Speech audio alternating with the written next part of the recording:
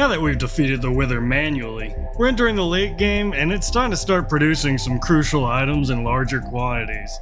I'm specifically thinking Wither Skulls, Blaze Rods, and Prismarine right now. We're probably gonna want to cheese a few Withers sometime soon, so I should get to work in the Nether. But I also have a dream of filling the bay with Conduits, so I'm gonna get to an ocean monument and leave the Nether adventures to Gecko for now. Conduits need no introduction. They've been in the game for 6 years. Your bases are all probably chock full of them. What's that? You never built one either? Well, I read the Wikipedia article. Conduits must be placed underwater and surrounded by one or more prismarine rings to give players underwater superpowers within their range.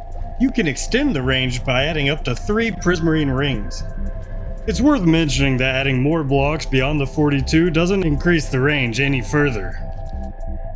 All conduits confer night vision, water breathing, and haste within their perimeter, and a max conduit also attacks nearby mobs. Most importantly, conduits let you do this. The conduit can be crafted from Nautilus shells and Hearts of the Sea, both available through adventuring. I get most of my Nautilus shells from wandering traders though. But there is only one place I know of to get Prismarine, and that's an ocean monument. You can mine it up, except you can't, we'll come back to that. Or, the Guardians and ocean monuments drop shards and crystals you can craft up into Prismarine blocks. Once you approach the ocean monument, the Elder Guardian will be quick to give you mining fatigue, which makes it almost impossible to break blocks. The Guardians have Thorns defense, and they can laser attack you. The intent is to force you to fight your way through the dungeon, but we're not gonna do that. You see, the most sustainable way to generate Prismarine is the mass slaughter of Guardians. And Guardians don't just spawn inside the monument, they spawn outside the monument. So we'll build a trap outside the monument that will move the Guardians into the sky, drop them near death, and then we'll collect the double XP and items they drop. I'll be following a design by ENX04 because it's near perfect. I won't build their full design though, because I don't want to lag down the server.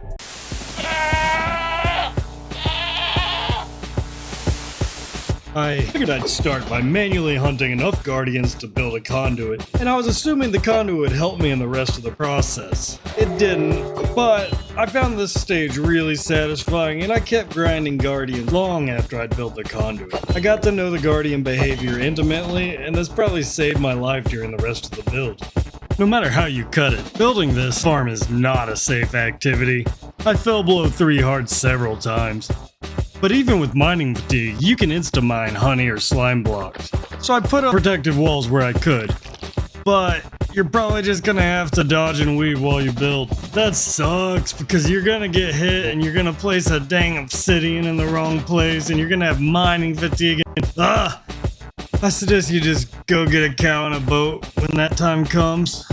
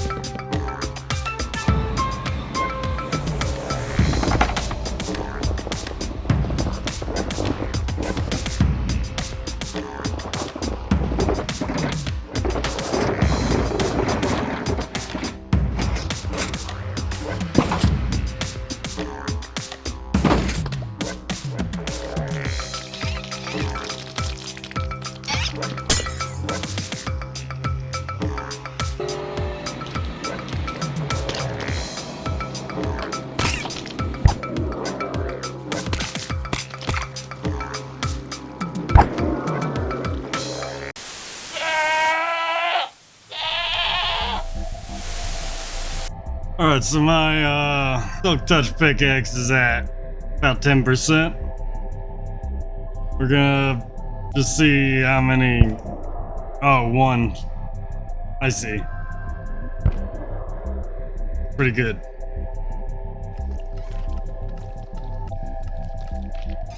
Been debating how to show off how productive this farm is. I think what I'm gonna do is I'm just gonna let it fill up about 5 times, swing my sword, and be back to see how much I've earned. Alright, we're back, and this was our haul from 5 swings of the swords. So, we approximately filled a shulker box with 5 swings. Some of you may be wondering, where's your armor, Taco? I'm using a resource pack to hide it because I'm loving these skins.